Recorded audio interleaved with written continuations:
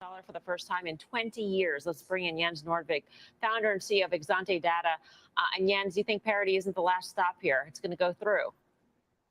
Well, we have an extremely unusual situation on our hands in Europe. Right? We have a war right next to the EU. We have Russia that is essentially trying to create as much pain as it can for the European economy deliberately.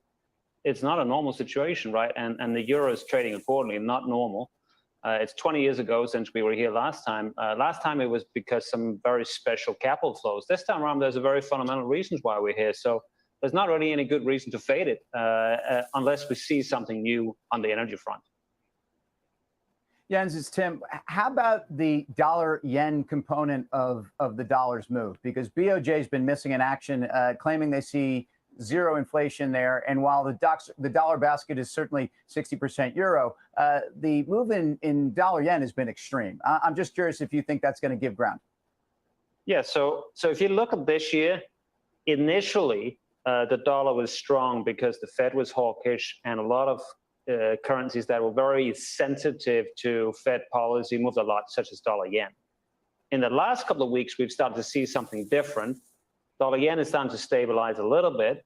And what you're seeing is that it's the growth-sensitive currencies, especially some EM currencies, that are taking a major, major hit. So we're in a transition phase. The dollar has been strong through both phases, but it's strong against different currencies. And we're having something that smells a bit like an EM currency crisis now, really for the first time in a long time. Yeah, that was going to be my question, Jens. Emerging markets, obviously, you're going to get eviscerated on the back of something like this. EEM is going, I think, from 60 down to current levels over the course of about a year and a half. I mean, how does that play out? Because, quite frankly, it can't be bullish here back in the United States at a certain point. Yeah, so I think what worries me about this cycle, right, is that normally when we have significant pressure on asset prices, we have somebody is going to come in and help, right? We are used to the global central banks coming in and helping, or China coming in and helping.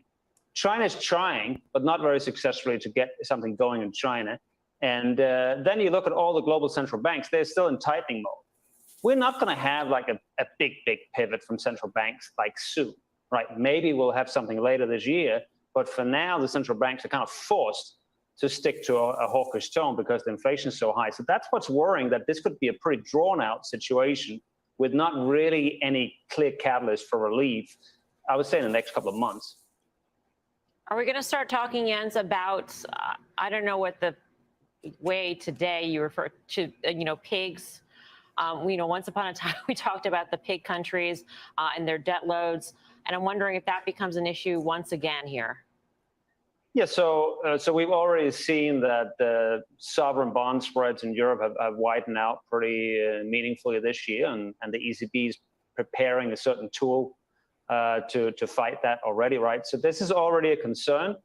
And as long as the ECB is in tightening mode, which will be the case as long as the inflation it doesn't look like it's coming down very materially, that's going to be an issue. And that's also something that was different. Like 20 years ago, when the euro was down at these levels, we didn't have sovereign bond spreads blowing out. It was actually a pretty orderly decline all along. So from that perspective, this move here is quite a bit more concerning than the one we had 20 years ago.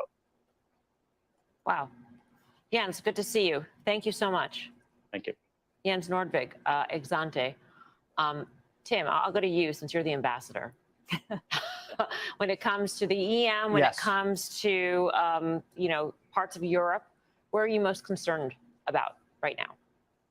Well, I'm very concerned about Europe, and only two other times in the history is inflation adjusted has dollar ever been this strong against all of its core trading partners. 2002, so where Jens is referring to, and back to 1985. But those are moments when something was breaking, and so we're at a place here where the dollar is going to force pain. And although a lot of EM currencies had made adjustments and they are floating freely and have not been afraid to already revalue multiple times in the last 5 years. I mean, look at the Mexican peso. Look at levels on the Brazilian real. Look at, forget the Russian ruble. Look at the Turkish lira. I mean, these are conditions where we've seen this over the last 4 or 5 years. But there's no question to me, Europe's pain is something we're just getting going. And we talk so much about the currency translation into this earnings season, but we forget about the EU as the second largest economic zone in the world, and the impact on multinationals and what it means. And again, I think we are going to hear this from pharma companies. I think we are going to hear this from companies who rely on Europe, not just because of the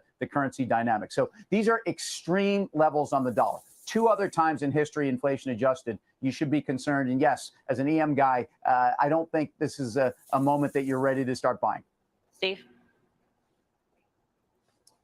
When you look at two stocks that stick out for me, so you're going to see money flows into U.S. dollar.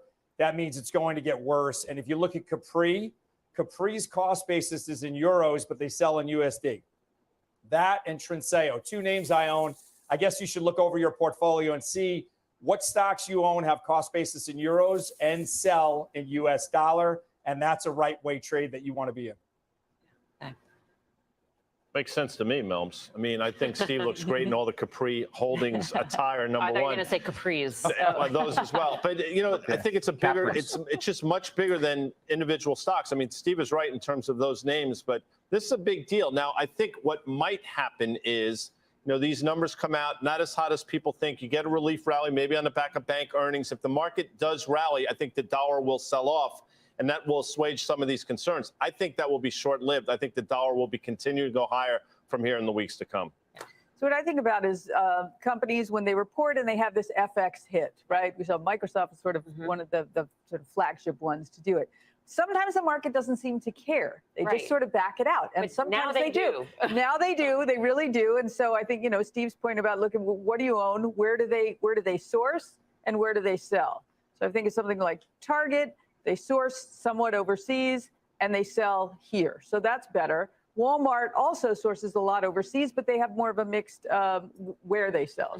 So repatriating those lesser dollars when they sell overseas. So I don't know. I feel like in a good tape, market doesn't care, but now they will.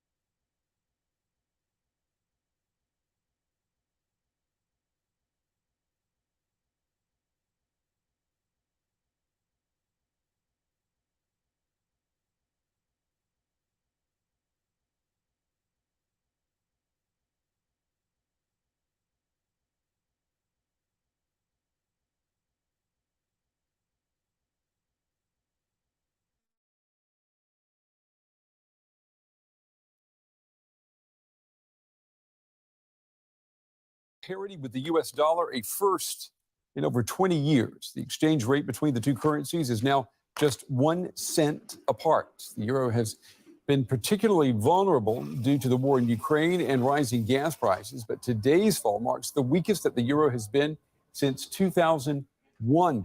And it is raising fears of a recession in Europe.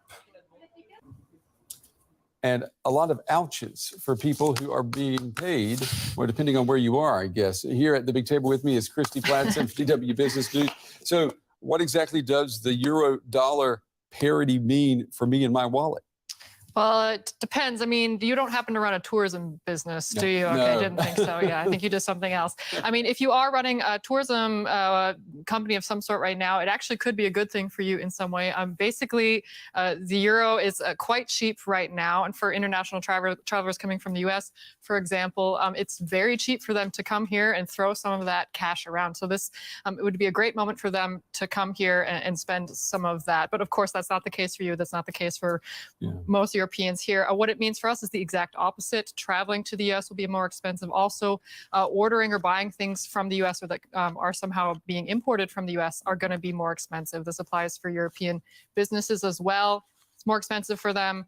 They're going to have to pass some of that cost on to consumers. And as you know, inflation is already very high here in Europe. So we end up in kind of a vicious cycle where this is potentially going to make inflation worse, which is going to hit the economy, which is going to make the euro even more weak potentially if nothing changes. You know, we see the U.S. Fed keeps raising interest rates there. That makes the dollar more attractive. Right. We haven't seen any movement yet by the European Central Bank. So what does this mean for the Eurozone?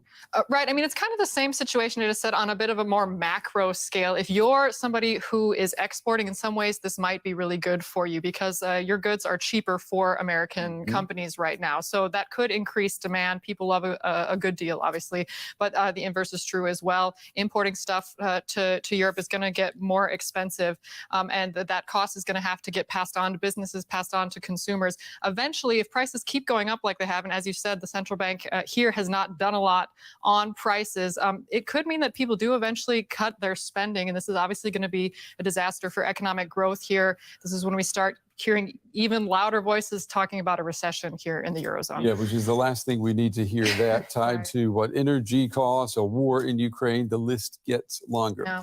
Christy, thank you.